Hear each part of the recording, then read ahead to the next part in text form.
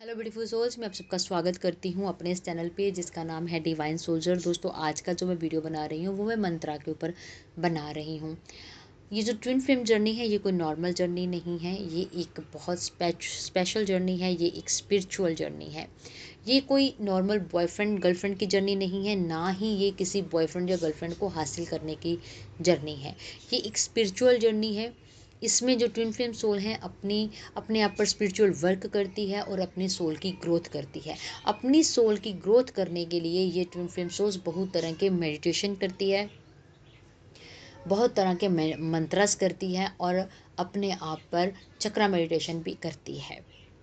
तो आप लोगों को ये भी पता होगा कि जब भी कोई सोल अपने आप पर स्पिरिचुअल वर्क करती है तो उसको अपने कर्मास भी क्लियर करने ज़रूरी होते हैं, क्योंकि विदाउट कर्मा क्लियर किए आप अपनी जर्नी में स्पिरिचुअल ग्रोथ नहीं कर सकते।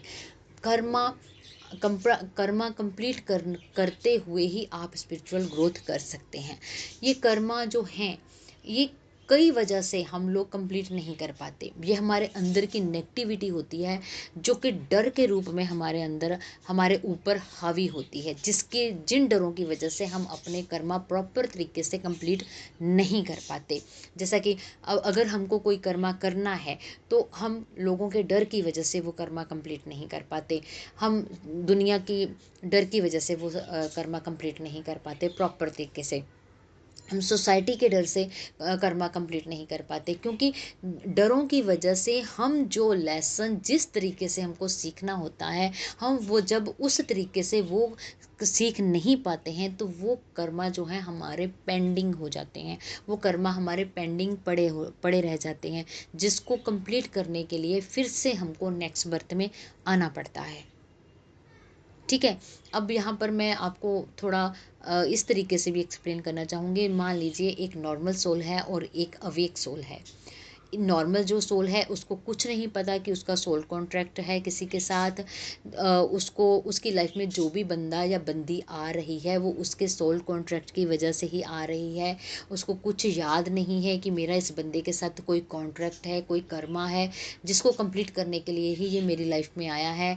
जो नॉर्मल सोल होती है वो अपने प्रति अवेक नहीं है, अपने सोल कॉन्ट्रैक्ट के प्रति अवेक नहीं है। उसको ये है कि मुझे अगर किसी ने गलत बोला है तो मैं 2 गुना उसके साथ गलत करूँगा। अगर कोई मेरे साथ अच्छा कर रहा है तो मैं उसको बदले में अच्छा करूँगा। अगर मेरे साथ कोई बुरा कर्म कर रहा है तो मैं भी उसके साथ बुरा कर्म करूँगा। तो वो मतलब बिना सोचे समझे इस तरीके से बिहेव करता है, इस तरीके से अपना कर्मा करता है। यानी कि उसको कोई मतलब नहीं है कि कौन किस लिए कर रहा है, किस लिए नहीं कर रहा है, या फिर वो मतलब दुनिया के डर की वजह से अपने कर्मा को कंप्लीट नहीं करता। ठीक है। तो ये हो गया नॉर्मल सोल जो कि अवेक नहीं है अपने प्रति। एक दूसरी सोल है जो कि अपने प्रति अवेक है, अपनी जर्नी के प्रति अवेक है, अपने अपने सोल कॉन्ट्रैक्ट के प्रति अवेक है। क्यों क्यों वो अवेक है इन सभी चीज़ों के प्रति? क्योंकि उसने अपने आप पर स्पिरिचुअल वर्क किया है। उसने अपने आप पर अपनी अपनी सोल की ग्रोथ की है, जिसकी वजह से उसकी सोच डेवलप हो गई है। इतनी ज़्यादा वो समझ इतनी ज़्यादा बढ़ गई है जिसमें उसको समझ आ जाता है कि सामने वाला बंदा उसके सोल कॉन्ट्रैक्ट की वजह से ही उसकी लाइफ में आया है, और जो जो भी वो कर रहा है उस अवेक सोल के साथ, वो उसके सोल कॉन्ट्रैक्ट की वजह से कर रहा है। उसको वो लेसन देने आया है, उसको वो सिखाने के लिए आया है, जिसको सीखने के लिए उसने उसके साथ सोल कॉन्ट्रैक्ट किया है। ठीक है। तो वो उस कर्म को अच्छे से समझता है, सीखता है और उसको कंप्लीट कर देता है। जो अवेक सोल है उसकी बात कर रही हूँ, तो वो कंप्लीट कर देता है। जब भी कोई कर्मा आप कंप्लीट करते हो, जब भी कोई अवेक सोल अपना कर्मा कंप्लीट करती है तो वो मोक्ष प्राप्त कर लेती है। वो चैप्टर उसकी लाइफ से क्लोज हो जाता है, वो दोबारा ओपन नहीं होता, क्योंकि उसने जो सीखना था उस बंदे से या बंदी से उसने वो कर्म करके सीख लिया, समझ कर सीखा है, और वो चैप्टर क्लोज हो गया। तो इट मीन्स उसने उस कर्मा को कंप्लीट करते हुए उस कर्मा से मोक्ष प्राप्त कर लिया और वो अपनी मुक्ति के राह पर आगे बढ़ गया। ठीक है। तो ये हुई कर्मा की बात। अब हम आते हैं मंत्रास के ऊपर। ठीक है। जब हम किसी भी देवी देवता का कोई भी मंत्रा करते हैं तब हम उनकी एनर्जी के साथ जुड़ जाते हैं। क्यों जुड़ते हैं? क्योंकि वो भी उसी आदि पराशक्ति के गर्भ से पैदा हुए हैं जिनके गर्भ से हम निकले हैं। ठीक है। अब जो डीएनए आदि पराशक्ति का है वही डीएनए हमारे देवी देवताओं के अंदर भी है, और जो डीएनए हमारी आदि पराशक्ति का हमारे देवी देवताओं के अंदर है उसी का अंश हमारे सोल डीएनए के अंदर भी है। सभी देवी देवताओं के अंदर जो उनकी एनर्जी है उनका अंश हमारी एनर्जी के अंदर भी है, क्योंकि हमारी एनर्जी भी उसी एनर्जी से पैदा हुई है जिस एनर्जी से हमारे देवी देवता। ओके, अब इससे आगे बढ़ते हैं। जब भी हम अपने किसी भी देवी देवता का कोई भी मंत्रा करते हैं तब हम उनकी एनर्जी जो कि हमारे अंदर भी है हम उसको जागृत करते हैं। जब हम अपने देवी देवताओं का कोई भी मंत्रा करके अपने अंदर की उस एनर्जी को जागृत करते हैं तब हम अपने उस देवी देवता के साथ जुड़ जाते हैं जिसकी एनर्जी हमने अपने अंदर जागृत की है। जब हम उस देवी देवता के साथ जुड़ जाते हैं तो वो हम उनके ऑरा में आ जाते हैं, वो हमें प्रोटेक्ट करना शुरू कर देते हैं, वो हमें सुरक्षा देना शुरू कर देते हैं, वो हमको गाइड करना शुरू कर देते हैं हमें हमारी जर्नी के लिए। ठीक है। एक तो वजह ये है मंत्रा करने की, दूसरी वजह ये भी है कि जब हम किसी भी देवी देवता को अपने अंदर जागृत करते हैं उनका मंत्रा करते हुए उनकी एनर्जी को जागृत करते हैं तो इट मीन्स हम सारी एनर्जीज को अपने अंदर जागृत कर लिए, तो वो भी एक कंप्लीट एनर्जी हो जाती है। आपकी जो सोल की एनर्जी है वो कंप्लीट होती है। आपने सभी देवी देवताओं की एनर्जी को अपने अंदर जागृत कर लिया। ये तभी पॉसिबल होता है जब आप अपने ऊपर स्पिरिचुअल वर्क करते हैं, जब आप अपनी ग्रोथ करते हैं। नॉर्मल सोल ये नहीं करती, अवेक सोल ये चीज़ें करती है। तो आप देखिए कितने खास हो आप लोग जो ट्विन फ्लेम सोल हैं, तो कितनी खास है। ये कुछ छोटी बात नहीं है कि सभी देवी देवताओं की एनर्जीज को अपने अंदर जनरेट करना, अपने अंदर उसको जागृत करना। ठीक है। तो हम उनकी पावर को अपने अंदर जागृत करते हैं। तो अब आते हैं हम कर्मास के ऊपर। मैंने आपको बोला कि हमें अपने कर्मास को कंप्लीट करने के लिए हमें कुछ मंत्रास करने चाहिए। उन्हीं में से एक है अष्टकम, काल भैरव अष्टकम।